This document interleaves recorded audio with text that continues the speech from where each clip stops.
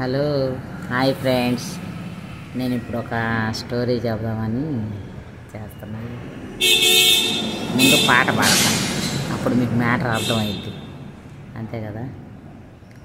శ్లోకంలో పుట్టింది శ్లోకంతా రామకథ,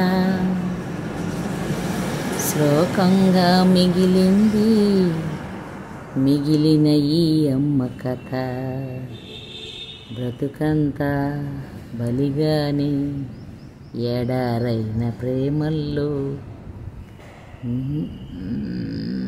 నాకు సరిగ్గా రావట్లేదురే, ఏమనుకోవాకండి. పాట అయితే చాలా ఏడుపుండిద్ది పాట, తల్లి మీద ప్రేమ పాట. కానీ నేను మొన్న సికింద్రాబాద్ పోతున్నా.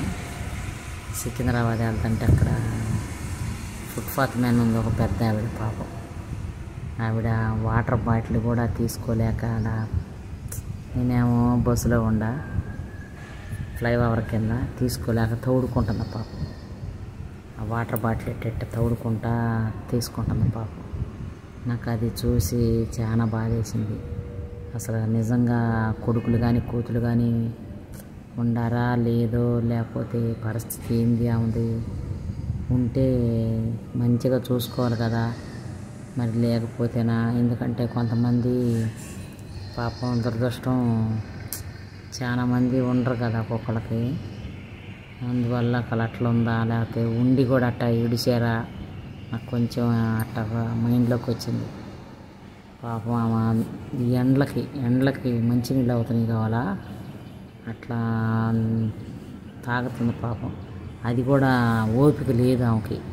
అది అటు ఇటు పోతే ఇట్ట తౌడుకుంటా తీసుకుంటుంది. నాకు అది బాధేసింది ఫ్రెండ్.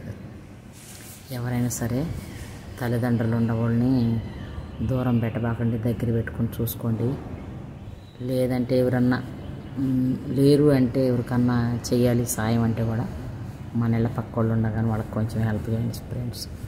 ఎందుకంటే నేనైతే మీరు నమ్ముతారో లేదో, ఆ రోజుల్లో నా మ్యారేజ్ కాకతలకి మా ఊర్లో చెరువులో బట్టలు వెన్నపోయేదాన్ని. బట్టలు తుక్కొచ్చుకొని పోతాం మేము, బేషన్కి వేసుకొని పోయేవాళ్ళం.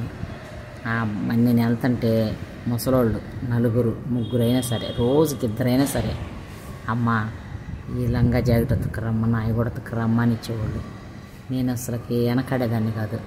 వాళ్ళు ఇస్తే అంతే ఉతుక్కొని వచ్చేదాన్ని. ఒకవేళ నాడు ఆరబెట్టుకొని కానీ వస్తే కూడా ఆరబెట్టుకొని వచ్చేదాన్ని. కానీ అది సేవా దృక్పథం ఉండాలి. అప్పుడు వచ్చినాక ఏమంటారు తెలుసా, వనజమ్మ ఉతుక్కొస్తుందమ్మ రోజు బట్టలు, రోజు వాళ్ళతో పాటు ఎత్తకపోయి.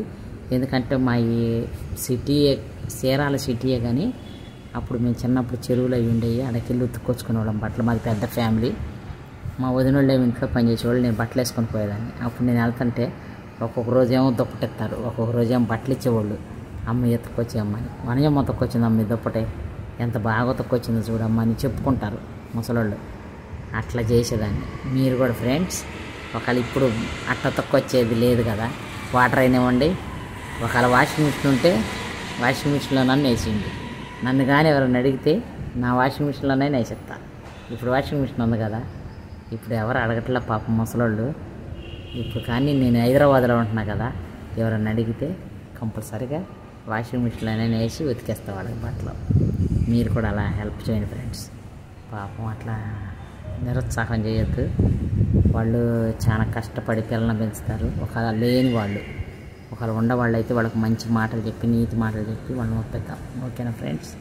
నచ్చితే లైక్ చేయండి, షేర్ చేయండి, సబ్స్క్రైబ్ చేయండి ఈ వీడియో. ఓకేనా, బాయ్ బాయ్.